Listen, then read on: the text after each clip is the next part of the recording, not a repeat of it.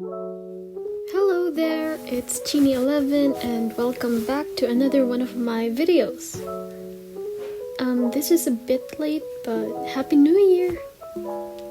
In this video, I will be sketching and showing you my process on coming up with an animatic that I'm currently working on.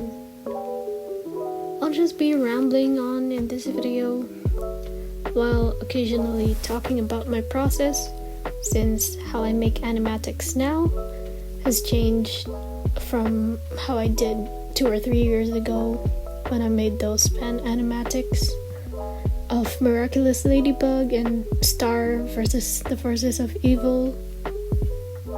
Also, I should probably get this out there, but I'm no longer making fan animatics of those shows because I'm not so interested in them anymore, since the vast majority of you guys subscribed for that kind of content.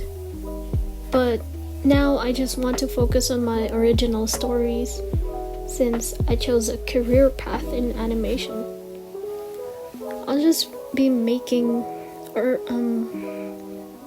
original character animatics for now, but if I really like the show or series, I might make fan animatics of that, but I can't promise anything, so I'll stick to original work for now, since I'm still in college studying animation and I want to practice my skills so I can work towards being a storyboard artist, hopefully in the future. So in this part of the video, I'm just sketching some thumbnails for how I want the flow of the whole animatic to be. But before I arrived at this step, I did some research first on the backgrounds and staging and how the camera works and camera angles and stuff. I've learned a lot since going to school. I've learned about composition and stuff, but some of it I also learned from watching videos on YouTube about storyboarding and attending workshops as well.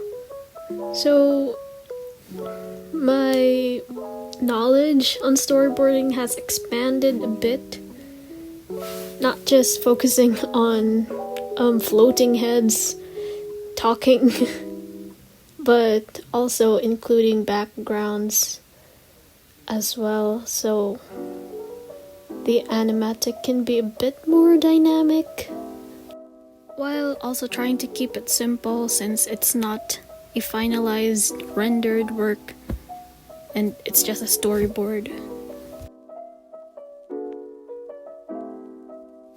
In this part, I switched to an iPad to work in the Rough Animator app,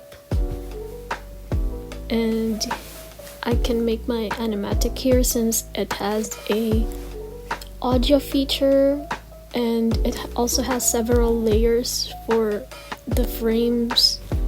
It's mostly used for animation, but here I'm using it for making an animatic since I just bought the app and tested it out, and it's pretty good for making animatics as well, not just animation. And it has a pretty easy user interface, so the price is it's worth it. It's pretty cheap. On a side note, I just wanted to try making an animatic again since I haven't made one in months, to see how I've improved, I guess. And I also want to kind of focus on YouTube for this year, so I might be stopping my webcomic for a while. And if you don't know, I have a webcomic on Webtoon but I only update it every few months, and I don't have a consistent schedule. And I think I'm a bit overwhelmed with how big my original story was that I planned. So I'm having a difficulty continuing it right now. I also find it difficult to work with fully rendered art.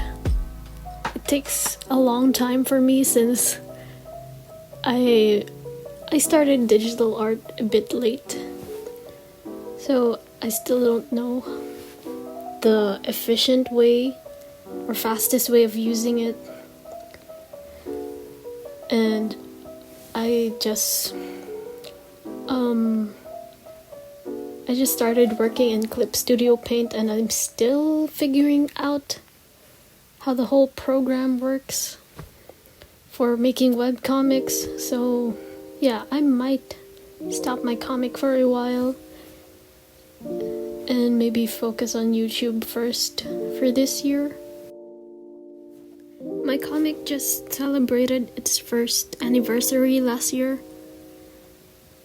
but I'm thinking of going on a different direction this year because my style has changed and my storytelling has also changed from when I first started that comic. So I don't know, maybe I'll stop it for a while,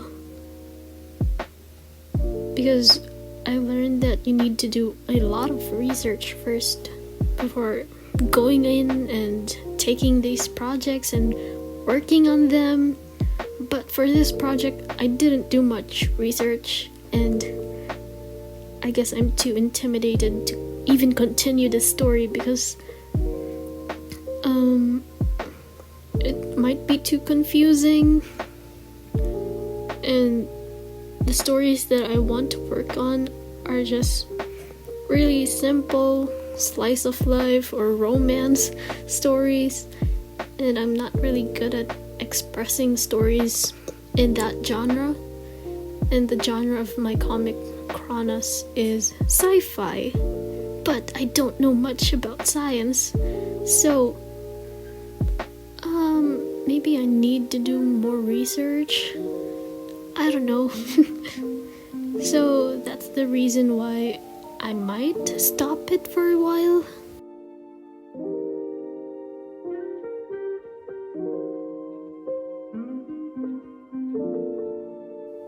So here's just some screen recorded footage of me working on the first part of the animatic, just figuring out how rough animator works.